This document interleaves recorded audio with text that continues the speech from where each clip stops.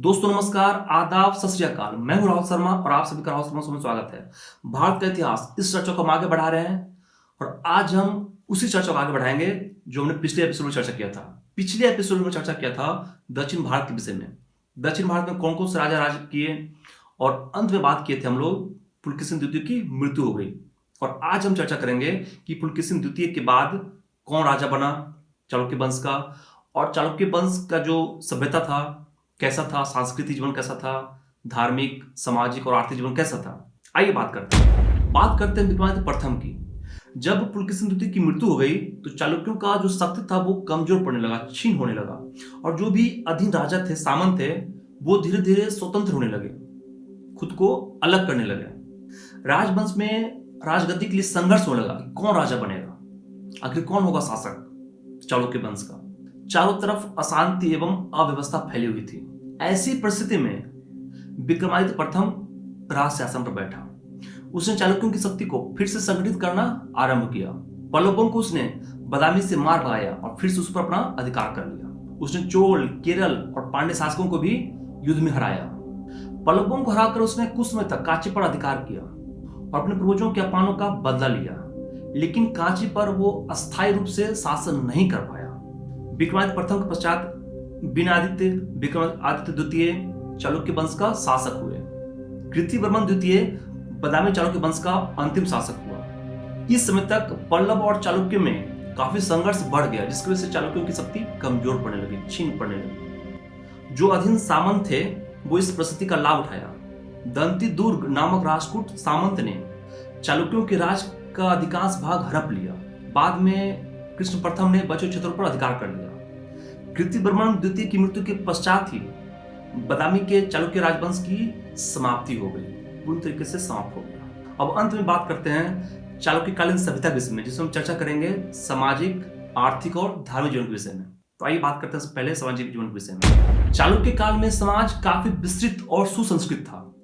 मनोरंजन के काफी साधन उपलब्ध थे और बहुत सारे लोग तो मनोरंजन से ही अपनी जीविका चलाते थे, जैसे कि नट, गायक, नर्तकी, वादक, वाग्जीवी जो अलग अलग भाषा बोलते हैं। इसके अलावा दिवाली, दशहरा, बसंतोत्सव, जन्माष्टमी पर भी लोग मनोरंजन करते थे। इस युग में विवाह जो है वो शास्त्रीय नियमों और परंपराओं पर आधारित था और विवाह 8 प्रकार के हुआ करते थे, जिसमें से पहला था ब्रह्म विवाह। इस विवाह में कन्या का जो पिता था वो आभूषण वगैरह देकर कन्या का विवाह करता था।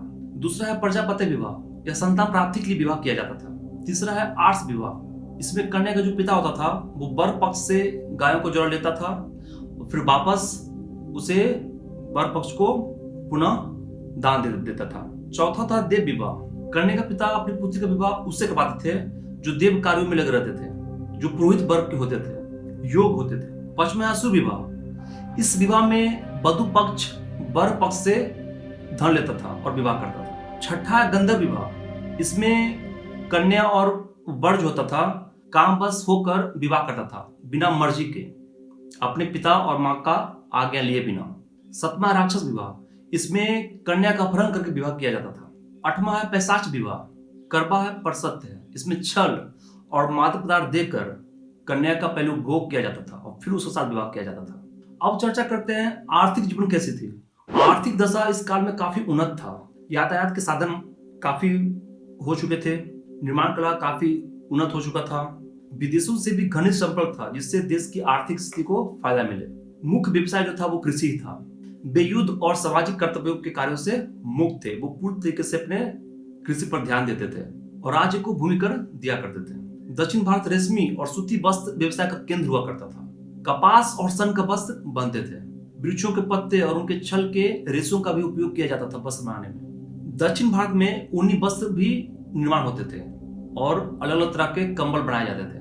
शिल्पी और व्यवसायियों को राज्य संरक्षण प्राप्त था। व्यवसायिक संघ आधुनिक बैंकों की तरह कार्य करते थे। जो आधुनिक बैंक होते हैं उसके सब वो कार्य करते थे। आंतरिक व्यापार के लिए नावों का प्रबंध था। चालुक्य काल में नापतौल व विनिमय पर सरकारी नियंत्रण होता था। विनिमय और व्यापार के लिए सोने और चांदी का सिक्का प्रचलित होता था। अब अंत बात करते हैं धार्मिक जीवन कैसा था। चालुक्य काल में ब्राह्मण धर्म प्रथा प्रचलित था। पौराणिक देवी देवताओं को फिर से प्रसिद्धि मिली। जो अनुष्ठान बंद हो चुके थे, यज्ञ हवन या बलि, उसको फिर से शुरू किया गया। अश्वमेध यज्ञ, पुंडरीक तथा वाजपेयी योगों का आरंभ फिर से शुरू हो गया। अनेक देवी देवताओं का पूजा अर्चना और मंदिरों का महत्व भी बढ़ गया। लेकिन चालुक्य राजा धर्म सहिष्णु थे। इस काल में जैन धर्म भी काफी विकसित हुआ दक्षिण भारत में और बौद्ध विहारों के भी काफी निर्माण किए गए। इस काल के मंदिरों की जो सबसे खास विशेषता थी, हिंदू देवी देवताओं में जो मूर्ति होती थी वो पत्थरों के चट्टानों को काट कर बनती थी। अजंता एवं एलोरा दोनों चालुक्य काल में स्थित था। आज कितना ही। और वीडियो अच्छा लगा तो लाइक करें, कमेंट बताएं इसको आपको सबसे अच्छा क्या लगा और चैनल को सब्सक्राइब जरूर करें। Thank you so much.